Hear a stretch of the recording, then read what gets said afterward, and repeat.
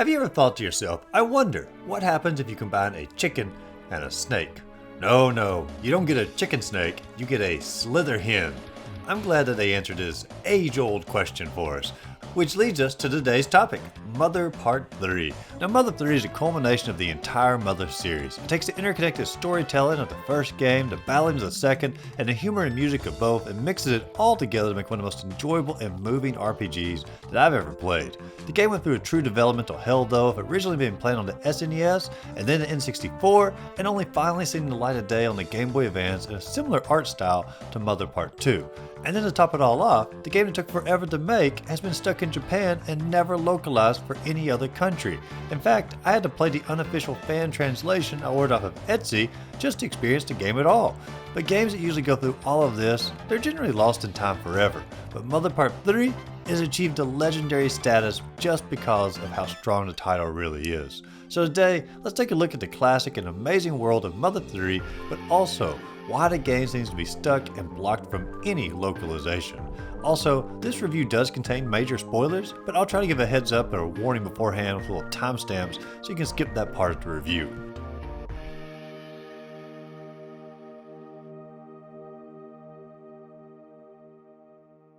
Now, Mother 3 is more of a character-driven story than any other entry in the series. It deals with how people respond to loss, tragedy, acceptance, and love, and just truly finds a way to intertwine all of those things together. The story opens up with Lucas and Klaus and their mother Hinawa visiting their grandfather Alec up in the forest. They explore the area, learn behaviors of the local animals, and just really take in the countryside. It's a heartwarming intro showing the family bond that they all share and sets the tone of the story perfectly, especially when Hinawa writes a letter to her husband Flint regarding the anticipated travels back home. It's just a great setting. The story then transitions over to Flint though, who awakens to hear that the forest where his family is staying has been set on fire by some people in pig masks. Flint, along with the local villagers, sets out to find his family, only to discover that while the kids and the grandfather are safe, his wife has been killed by a Drago that went mad. This is the beginning of the shattering of their family. Flint loses it, acts out in violence from the news, and is arrested, and his twin boys are left to bury their mother and mourn her death. Klaus does help Flint to escape from jail, but then he sets off on a mission to avenge his mother's dying. Lucas handles the death completely differently than both of them, and just breaks down emotionally in tears. Flint, obviously not wanting to lose more of his family, sets off to find Klaus and ends up finding Drago, who killed his wife with Klaus's shoe nearby. But the Drago is not really normal. He's part machine now and a little bit of a cyborg. Flint then attempts to kill the Drago, but stops before the final blow because the Drago's child walks out, and Flint doesn't want to do to the child what has also happened to his sons. It is a common theme throughout all of the games, where you actually find the humanity in the villain, and sometimes you end up relating back to him. But Flint, he leaves the scene, and a camera then pans over to show Klaus on the ground, and we assume that Klaus has been killed because his body's just lying there. Chapter 1 does come to a close. It's very heavy, very well written, and sets the tone for the rest of the game. But the character study here is just phenomenal, showing how each character deals with the death of Hinawa differently, and how that one single event will change this little family forever. There is art in the sadness. From here, the plot follows not just Lucas, but develops the stories of other members of the village like Duster, who's tasked with thieving the sacred items to unveil the island's past, Princess Kumatora, who assists Duster and later Lucas, the 7 aliens who control the needles that lock away the all-powerful underground dragon, and even an abused monkey Salsa seeking to find peace again. While these stories sound wildly disconnected, the game actually masterfully weaves them all in and out from each other and creates emotional tales for each of these heroes. Modern gamers would probably liken it most to Octopath Traveler, where you develop multiple different plot lines and you see how they all fit together. And while Mother 3 is more connected than Octopath, the overall way of telling a story is quite similar. But more than just focusing on developing the heroes of the story, Mother 3 also gives us a surprising amount of depth and humanity to the villains as well, whether it be characters like Facade or the Masked Man or even the Drago from the beginning. We find a humanity at some point or another in every one of these characters. And it is actually something that dates back all the way to the very first Mother game. In Mother 1, we knew quite a bit about the upbringing of the core villain Gygas and how Ninten's great-grandmother raised him as an infant, and it was his connection to humanity ultimately saved the world. I'll save the main spoilers of Mother 3 till later in the review, but similar emotional chords are struck in the final scenes of this game as well. It really does amaze me that such a wonderful and deep story of family loss and acceptance and even capitalism to some degree are all present in a cartoonish game that most people write off as just a quirky game without actually even playing it. But quirky brings up its own point, because this game is quirky, 100%, and it had to be that way so fans of the style and fans of the series wouldn't be disappointed. The little jokes go a long ways in this game, and they're present throughout the entire thing. Like literally getting to ride a table as a vehicle, or a rope snake who fails you and begs to be given a second chance to prove his ability to hang on more tightly, only to fail again, and then give a soliloquy about his shortcomings, or having a stink bug be tasked with taking notes for one of the most important speeches of the game, or using construction workers as bridges by knocking them down to walk over them, or Old Man West trying to unlock a gate with his dance moves. And honestly, I can make the whole review about this one idea of the game being quirky. But the story jokes were never the only thing that made the series so quirky like this. The enemies are also some of the most fun parts of the game.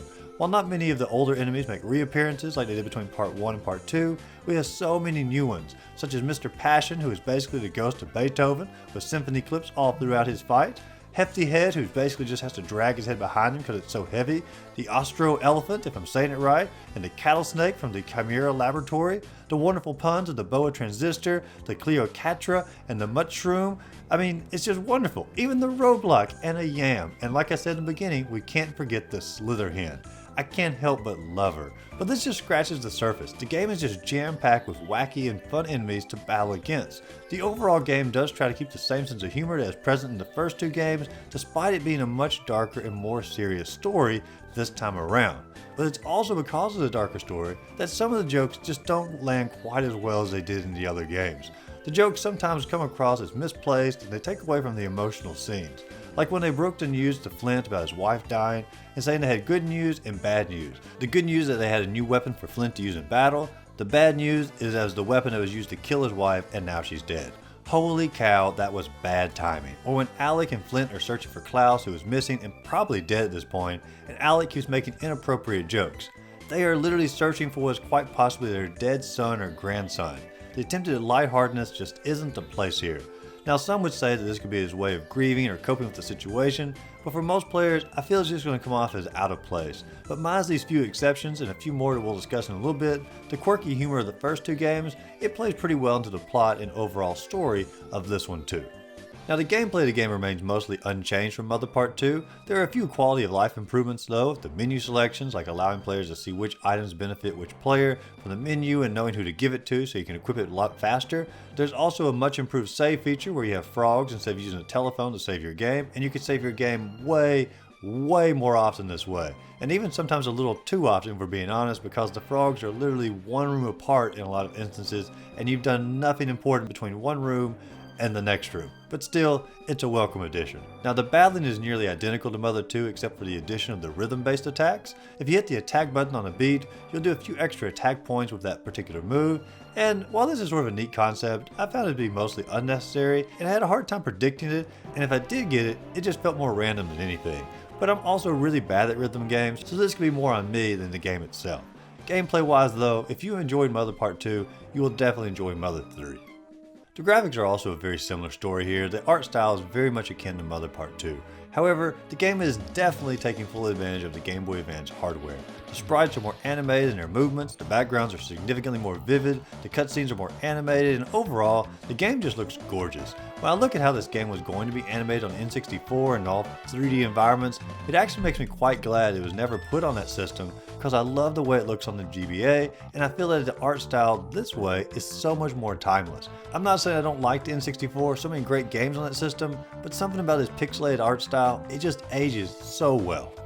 But speaking of timeless, the music in this game is quite literally perfect. I didn't think the music could get any better than what the series had already offered, but I was proven wrong within literally the first minute of the game. Just listen to the name entering screen here when you start up.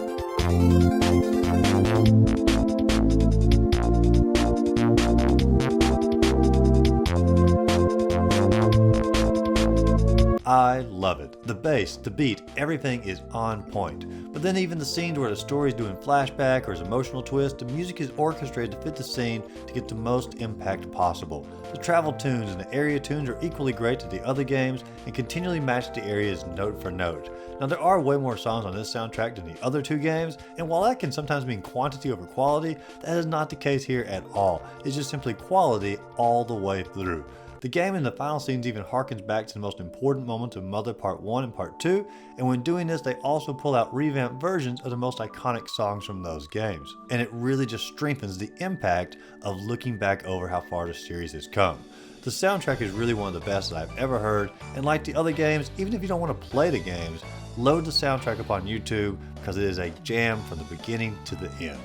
Now let's talk about the ending for this game a bit and why it's so impactful for the overall story. So if you want to skip major spoilers for the game, skip to the time listed below because major spoilers are coming in 3, 2, 1. Pokey is back. Mother 2 ended with him saying he would return, and sure enough, he did. He is the main antagonist of this game. He is responsible for the pig army that is trying to take over the world. He has captured and brainwashed Lucas's twin brother Klaus and is using Klaus's PSI connection with the aliens to remove the 7 needles to unlock the dragon below the earth to have ultimate power. Pokey is quite the villain here. Now honestly, I did feel that Pokey was sort of a shoot-in, in-game villain in Mother Part 2, but his presence here more than makes up for it. He is hinted at until his final appearance, and his actions are evident and impactful throughout the entire game. And when you finally do get to battle him, you get to see what all these years of power and time travel have done upon his body.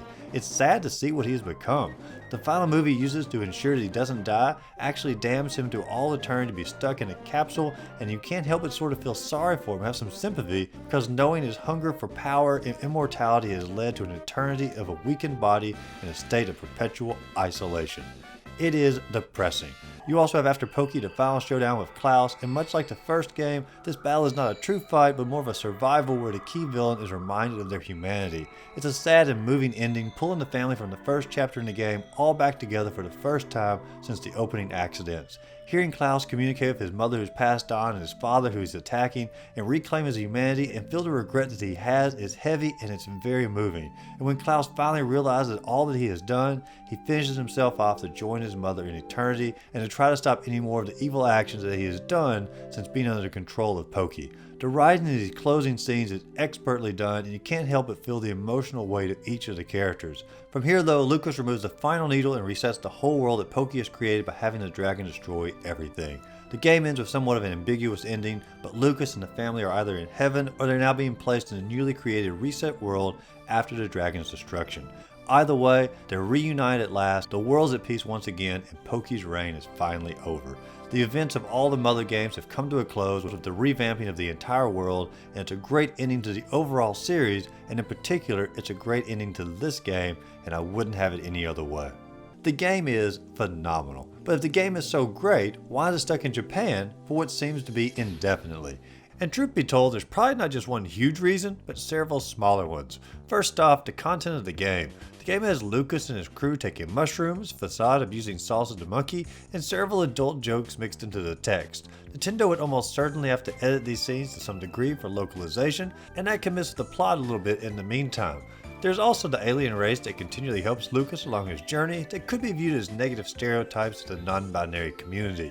The creator of the game wanted to be inclusive of his non-binary friends and gave their community a very large representation within the game. However, some of their actions could be viewed as playing into negative stereotypes.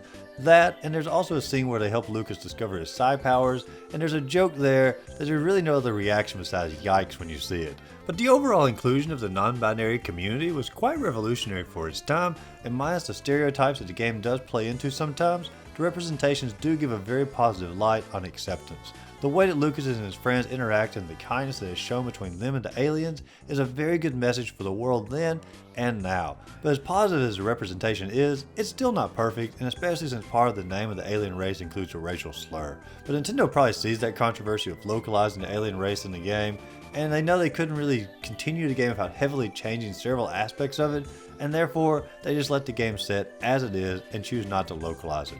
But we do know that Nintendo has edited games that they've localized before, and even though it'd be a little bit more inside this game, it is still definitely possible to remove those negative aspects while keeping the overarching positive traits of the characters. In addition to having to modify various aspects of the game, Nintendo also probably sees the cost of a localized translation and doesn't know if they could recoup their investment. The game is an older game at this point, and it had to be sold for either a lower price or be included as a bonus for the online subscribers, and with either one of these options, it'd be tough for them to make back their money that they spent. But it is truly a shame that so many people will never get to experience what is quite possibly the best chapter in the Mother series because Nintendo is so reluctant. Overall, Mother 3 is one of the best RPGs I have ever played, and the story truly is top notch. Between the dialogue, the music, the animation, the emotional connection you make with the game, it's like no other. I've never been so moved by a game, and I think it is the perfect closure to the Mother saga. They took what was best from the first two games, mixed them together with a higher focus on character development, and created a true classic. If you've never given Mother 3 a chance, search out the fan translation and give it a full playthrough. Even if you've never played the first two games, still give it a full playthrough and you'll be happy that you did. If you enjoyed this video, be sure to like and subscribe to the channel, and as always, go out there, find a great game to play, and just simply have a great rest of the day.